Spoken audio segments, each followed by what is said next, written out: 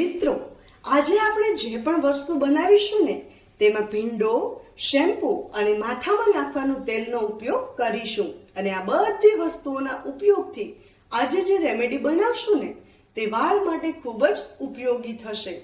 આ માટે આપણે જે 4 થી 5 ભીંડાની શીંગ લીધી છે તેને નાના ટુકડામાં કટ કરી લઈશું.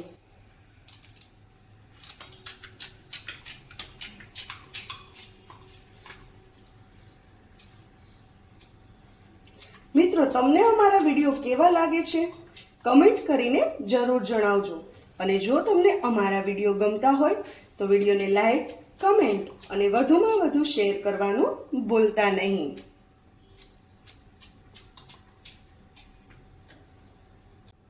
હવે આ જે ટુકડા થઈ ગયા છે તેને આપણે પાણી ગરમ કરીને પાણીની અંદર એડ કરવાના છે.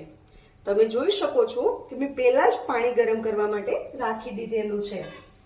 હવે આ પાણીને બરાબર ઉકળવા દેવાનું છે. 10 થી 15 મિનિટ સુધી આને ઉકળવા દેવાનું છે.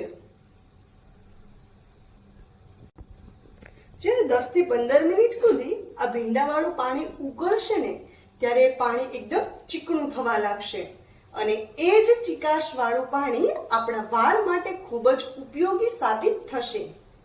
જે વાળ ખરવાથી લઈને વાળ સફેદ થવા સુધીની તમામ સમસ્યાઓમાં રાહત આપશે.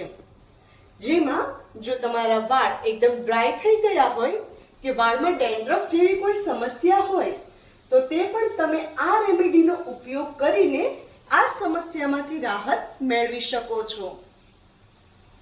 તમે જોઈ શકો છો કે આપણું પાણી બરાબર ઉકળવા લાગ્યું છે અને પાણીમાં એકદમ ચીકાશ આવવા લાગી છે.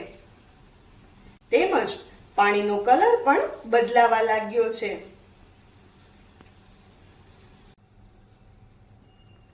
આપણું પાણી એકદમ ઉકળી ગયું છે.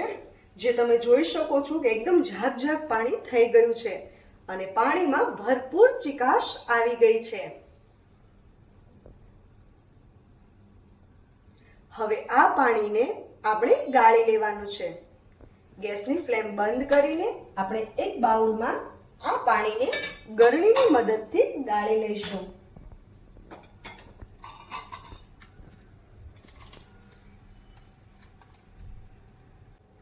અને હવે આ ભીંડાવાળા પાણીમાં તમે જે પણ શેમ્પૂનો યુઝ કરતા હોય ને એ શેમ્પૂને એડ કરવાનું છે.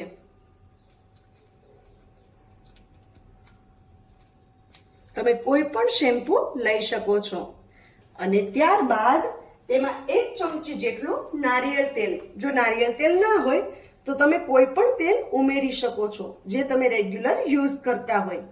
હું અહીંયા મેં જાતે ઘરે બનાવેલું તેલ યુઝ કરું છું એટલે મેં તે તેલ એડ કર્યું છે. હવે આ બધી વસ્તુઓને બરાબર મિક્સ કરી લેવાની છે. હવે તૈયાર છે આપણી હોમમેડ રેમેડી. આ પાણીથી વાળ ધોવાથી વાળ અકાળે સફેદ થવા, વધારે પ્રમાણમાં વાળ ખરવા, વાળ શુષ્ક થઈ જવા અને ખોડો થવા જેવી તમામ સમસ્યાઓનું નિરાકરણ આવી જશે અને વાળ એકદમ સુંદર તેમજ શાઇની બની જશે.